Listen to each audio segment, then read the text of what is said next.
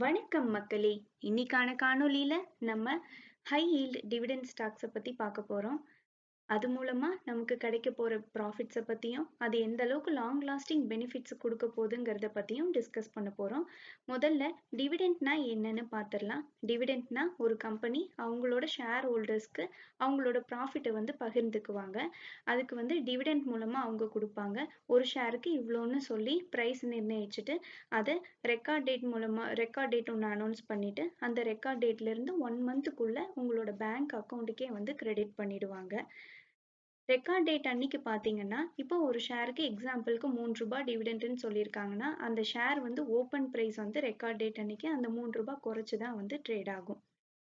சரி, இப்போ high yield dividend stocks என்னென்னங்கிறத பார்த்துரலாம்.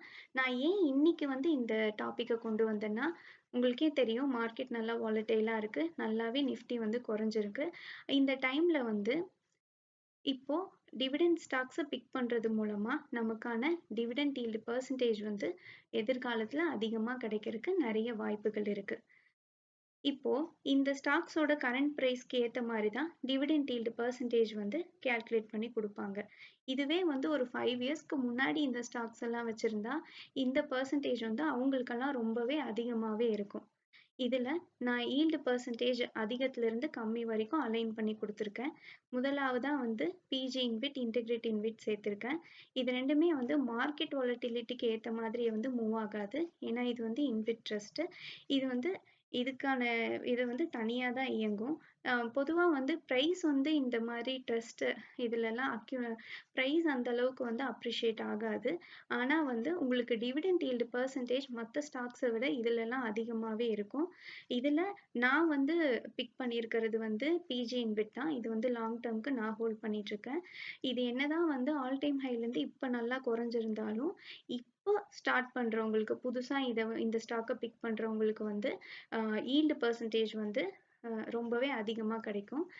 இன்டெகிரிட் PG இன்விட்ட விட கம்பேரிட்டிவ்லி பிரைஸ் நல்லா அப்ரிஷியேட் ஆயிருக்கு. அதோட யீல்டு பெர்சன்டேஜ் பார்த்தீங்கன்னா 9.7%. ஓகே. அடுத்தடுத்து பார்த்தீங்கன்னா, IOC, BPCL, Coal India, HPCL, ONGC, Power Grid, PEPL, REC, Indraprastha Gas Limited, Power Finance, Karnataka Bank, Tata Steel, Manappuram இதெல்லாம் இருக்கு.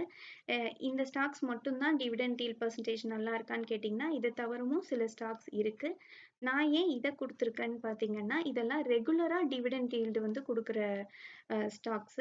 இதுல முக்காவாசி பப்ளிக் செக்டார் ஸ்டாக்ஸ் தான் இருக்கு. இதுல நான் லாங் டெர்ம்க்கு ஹோல்ட் பண்ற ஸ்டாக்ஸ் என்னென்னன்னு பார்த்தீங்கன்னா, PG InvIT, IOC, Coal India, ONGC, PEPL, REC, Karnataka Bank, Tata Steel, Manappuram. இதெல்லாம் நீங்க ஒரு ரெஃபரன்ஸா எடுத்துக்கலாம். இது கூடவே உங்களோட ஓன் அனாலிசிஸையும் நீங்க போட்டு நீங்க ஸ்டாக்ஸ பிக் பண்ணிக்கலாம். இந்த காணொளி உங்களுக்கு பயனுள்ளதா அமைஞ்சிருந்தா இந்த சேனலுக்கு சப்ஸ்கிரைப் பண்ணுங்க. உங்க ஃப்ரெண்ட்ஸோட பகிர்ந்துக்கோங்க. இந்த வீடியோ உங்களுக்கு பிடிச்சிருந்தா லைக் பண்ணுங்க. நன்றி மக்களே!